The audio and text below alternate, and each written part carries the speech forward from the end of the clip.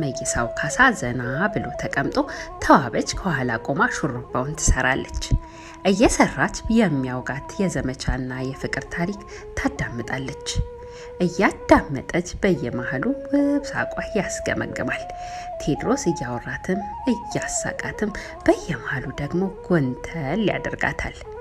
አይ እንግዲህ እጅ ያድብ ትላለች ተዋበች በውሸት ቁጣ። አሃ እጅ ባያድብስ እያለ እንደገና እጁን ወደ ኋላ ልኮ ይጎነትላታል። ይሄን ጊዜ ትወደዋለች። የቴድሮስ ልብ እርፍ ብሎ ከግርግር ከወታደር ጥድፊያና ከበዳይ አቤቱታ ርቃ ባለው ለብቻቸው የሚሆኑበት ውብ ጊዜ ነው። ያቆጣው መሬት የሚያረዳው ካሳ እንዲህ ስሯ ቁጭ ብሎ ጸጉር ስትነካካው ልጇ ይመስላታል። የራሷ ብቻ የሚሆንበት ይስሐት። ለዛም ነው ሹሩባውን ስትሰራ ሆን ብላ ጊዜ የምትፈጀው። ቴድሮስም ታዲያ ልቡ ያውቃል። ዋልሽበት እኮ አለሜ ይላታል። አይ እንግዲህ ጥድፍ ያለ ነገር አልወድም፣ በወጉ ስሪን ታልክ ረጋ ብለህ ተቀመጥ ትለዋለች። እሺ አይቆጡም ያት በወጉ የስሮኝ ይላል ቴድሮስ። አሁን መጎንተሉ የሷ ተራ ነው። ቅኔው ይገባታል። ቴድሮስም አርፍ ጎንተል ያደርጋታል አጓጉል ቦታ። ኧረ ተው አንተ ሰው እጅ ያድብ፣ ባያድብሳ ሹሩባ ይጣመማል። ይጣመማ ደሞ በሚስት ያጀ እንኳን ሹሩባ አፍንጫ ቢጣመምሳ። ይስቃሉ፣ ይጎነታተላሉ። ተዋበች አይ አገሩ እንደው አፈኛ ነው፣ ኋላ ልቧ የት ሄዶ የንጉስ ሹሩባ አጣመመች ልታስብለኝ። ሰውንማ ተይው አለሜ፣ አገሩን አቅና ሲባል እሺ አይልም እንጂ የተጣመመኝ ጠጉር ሲነቅስ ነው የሚወል እኮ። አዲያ እያወክ ነው የምታስተኝ። የባል ራስ ብቻ አይደለም የአገር ራስ ነው ምሰራው። ትነካኝ እንደው ውርድ ከራስ የቴድሮስ ተዋብዬ ስሪያትማችን አገር እኔ ደክሞኛል አለሜ ብሎ ወንበሩን ድገፍ ይልና አይኖቹን ከድነው የተዋበችን አስማተኛ እጆች ሲዳስሱት ሲዳብሱት በደስታ ያዳምጣል። እንዲህ የተባባሉ ሹሩባውን አሳምራ ሰርታው አንድ ሁለት ዘለላ ሹሩባ የሚሆን ጸጉር እንደቀረ እልፍኛ አስከልካዩ በር ላይ ቆሞ ጉሮሮን ጠራረገ። ቴድሮስም አይኑን ወደ በሩ ሰዶ ናማ ግባ እስኪ ግባ አለው። በወገቡ ዙሪያ ዝናር የታጠቀ ፋሮን የነቀሰ ጎለምሳ ገብቶ ጎንበስ ቀና እያለ እጅ ነሳና ጌታው ወሎ ሸፍቷል፣ ተዚያው ግድም መልእክተኛ አሁን ሲበር መጥቶ ነገረን አለ። ደሞ ወሎ ምን ልሆን አለ እንጃ፣ ያችኑ ሴት ተከትሎ ነው አሉ የሸፈተው። ምን ነው ቴድሮስ ይህች ሴት ሀይባ ያጣች ብሎ ተቆጣ። ወርቂት የምትባል ሴት ናት። ከዚህ በፊት እንዲሁ አገሬውን አስከትላ ረብሻ በገብርዬ የሚመራ አንድ ፈረሰኛ ጦር ገስግሶ ቢሄድ ሸሽታ ወደ ቆላው ተደበቀች ተብሎ ሳያገኟት ተንከራተው ተመለሱ።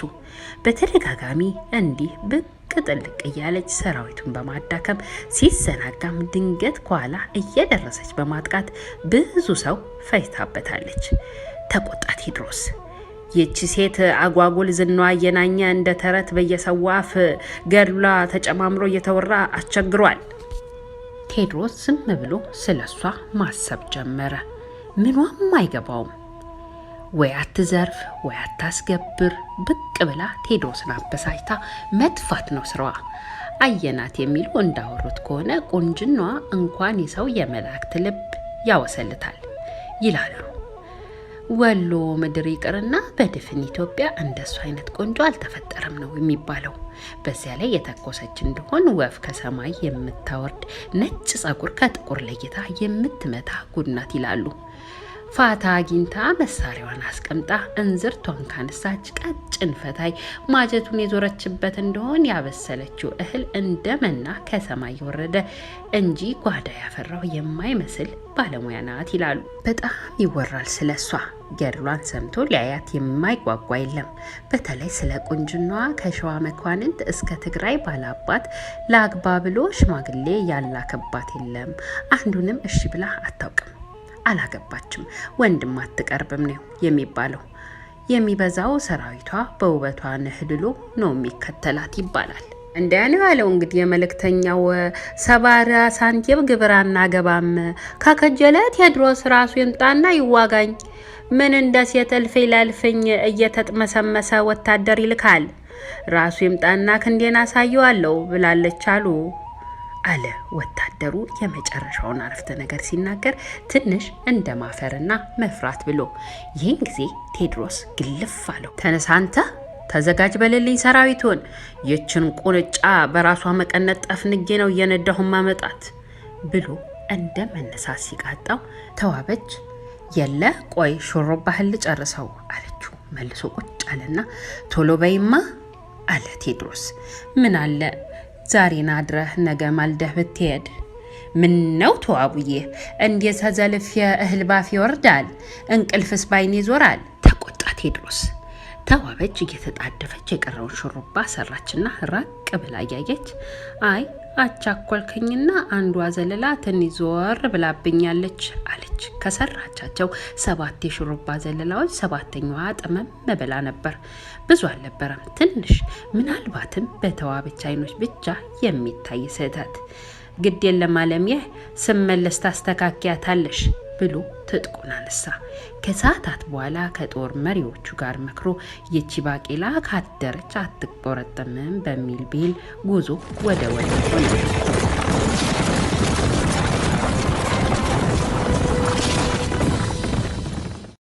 ተዋበች ሰራዊቱ ከዓይኗ እስኪጠፋ በሩቁ ተመለከተችና በረጅሙ ተንፍሳ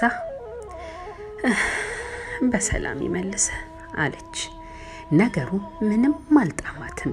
የቺ ወሎ ሴት ከባሌ ምን አላት ትላለች በውስጧ። የሴትዮዋ ጥሪ ምንም ለጦርነት አልመስላላት። ወጥመዷ ሸተታት። ስለ ቁንጅናዋ የሰማችውን አስታውሳ ልቧ ክፉኛ ፈራ። ቴድሮስ ጀግና ይወዳል፣ ቆንጆ ቢወድ አይደል እኔን ያገባው አለችና ፈራች። ድርብ ወጥመድ ሆኖ ታያት። መስታወት አንስታ መልኳን ተመለከተች። ልቅም ያለ ቁንጅና ብህትና ያስፈርሳል። ተይ ወዲያ እንዴት ብታምር ነው አለች ለራሷ። ቢሆንም ድፍን ከተማው የሚያወራው የዛ ሽፍታ ቁንጅና ውስጧን እየገዘገዘው ነው። በመጨረሻም ሁሉን ነገር ትታ ያቺ አንድ ሹሩባ ዘለላ መጣመሟ ቆጫት። ክፉ ምልኪ መሰለቻት። አይበለውና ቴድሮስ አንድ ነገር ቢሆን የመጨረሻ ሹሩባ መጣመሟ። በስመ አብ ወልድ መንፈስ ቅዱስ አማተበች። ቴድሮስ መቼም ውሎ አድሮ ነው እንጂ በዛ ፍጥነት ወሎ ይመጣል ብሎ የወርቂት ሰራዊት አላሰበም ነበርና ድንገት ከተፍ ሲል ማጥፊያው አጠረው። ሰራዊቱ ወርቂት ሸሽታ እንድታመልጥ ቢያስብም ቀድሞ በቴድሮስ እቅድ መሰረት ተከፋፍሎ ከተለያየ አቅጣጫ ስለተከበበ መፈናፈኛ አልነበረም። ይሁንና ወርቂት እንዲህ በቀላሉ የምትቀመስ አልሆነችም። ቴድሮስም ሰራዊቱም እስኪደነቁ ከማለዳ ጀምሮ እስከ ኩለ ቀን መሃል ሆና እያዋጋች እራሷም እየተፋለመች የቴድሮስን ሰራዊት አላስቀርብ አለች። እንዲያውም ከበባውን ሰብራ ለማምለጥ ለጥቂት ነበር የቴድሮስ ተጠባባቂ ኃይል አይሎ ያስቆማት። በስተመጨረሻ ግን ሰራዊቱ ተመናምኖ ያለውም ተዳክሞ ብቻዋን ስትቀር እራሷን ታጠፋለች ተብሎ ሲጠበቅ ተኩሱን አቁማ እጇን ሰጠች። የፊጥኝ በመቀነት አስረው እያዳፉ ቴድሮስ ፊት ሲያቆሟት የመልኳ ማማርና የወዟ ግጥም ማለት ከጦር ሜዳ ሳይሆን አሁን ገና ከጫጉላ የወጣች ሙሽራ ነበር የምትመስለው። ቴድሮስስ ከሰማው በላይ ውበቷ ገረመው። በውስጡ ምኑን ብትበላው ነው ጃል አለ። ወርቂት ቴድሮስን ስታይ እንደ ሌሎች ተማርከው ቴድሮስ ፊት እንደሚቆሙ እስረኞች አልተርበተበተችም፣ ጥላቻም አላሳየችም። እንዲያውም ባሏን እንዳየች ሴት በግርምትና በናፍቆት እየተመለከተችው አንተ ነካሳ አለች። አንድ ከጎኗ የቆመ ወታደር በክንዱ ጎሰም አደረገተና እጅንሺ አላት። አየት አድርጋው አልነሳም አለች።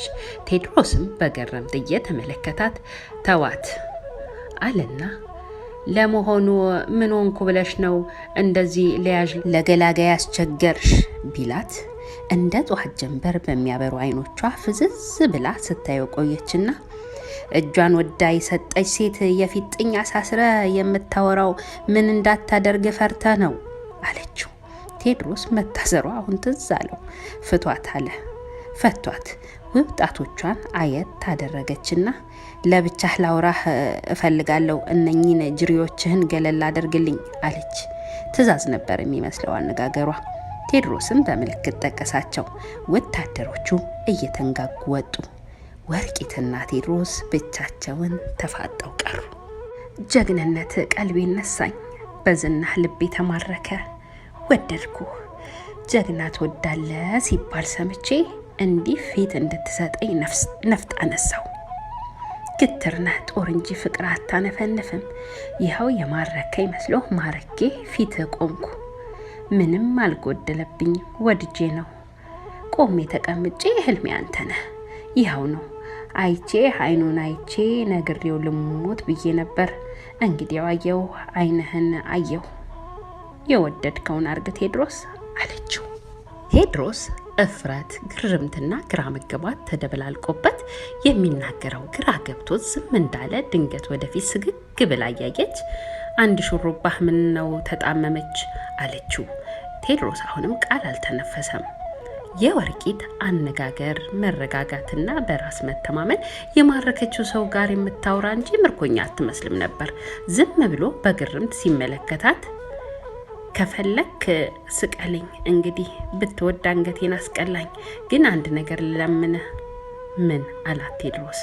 ይችን ሹሩባህን ፈትቼ ላስተካክላት። ከተዋበች በቀር የሌላ እጅ አርፎበት የማያውቀው ቴዎድሮስ ልብ ወላወለ። የወርቂት ውብ አይኖች ልብ ያርዳሉ። የተቀሰሩ ጡቶቿ አንገት ላይ እንዳረፈ ሴፍ አንዳች አስፈሪ ስለት አላቸው። አቋሟ ውብ ነው። ጠይምነቷ እንደሚፈስ ማር ነው። ጨለማ የመሰለ ጸጉሯ ልቅም ተደርጎ በተሰራ ሹሩባ ተውቦ ትከሻዋ ላይ ወድቋል። አንዳች ግርማ ሞገስ አላት። የለ ስመለስ ተዋበች ታስተካክለዋለች አለ። ድምፁ ግን ለስልሶ ነበር። የለ ስመለስ ተዋበች ታስተካክለዋለች አለ። ድምፁ ግን ለስልሶ ነበር። ተዋበች ሁልጊዜ አብረሃ ናት።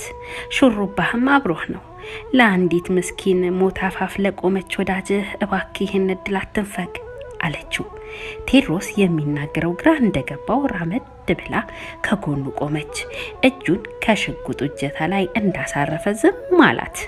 እጆቿን አንስታ ከሹሩባው አንዷን ዘለላ እሷም የተጣመመችውን ሰባተኛ ዘለላ በሚገርም ፍጥነት ፈታቻት። በፈታችበት ፍጥነትም መልሳ ሰራቻት።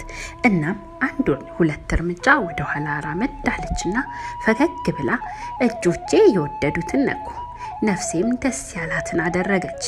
ራስ ላይ ያለውን ሹሩባ ሳይሆን ነፍሴ ላይ ያለውን ጠማማ ምኞት አስተካከልኩ። ፍቅር ብቻ ነው ያሳመፀኝ።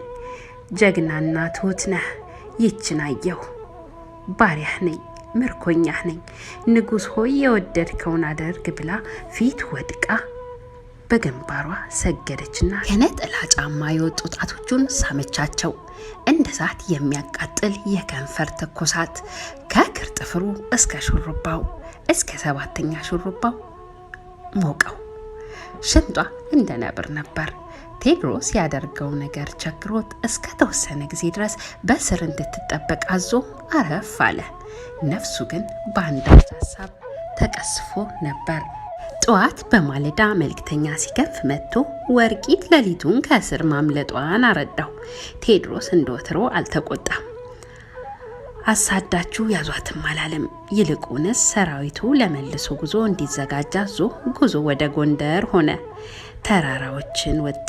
ጉባውን፣ መልክዓ ምድሩን በዝምታ እየቃኘ አንዳች ነገር እንደ ገመድ ወደ ኋላ እየጎተተው ለአንዴና ለመጨረሻ ጊዜ አንድ ኮረብታ ላይ ቆሞ የወሎ ምድር በአይኑ ቃኘው። ቀልቡ ነግሮታል ከእንግዲህ ሰላም እንደሚሆን። እናም ራሱን ነቀነቀ።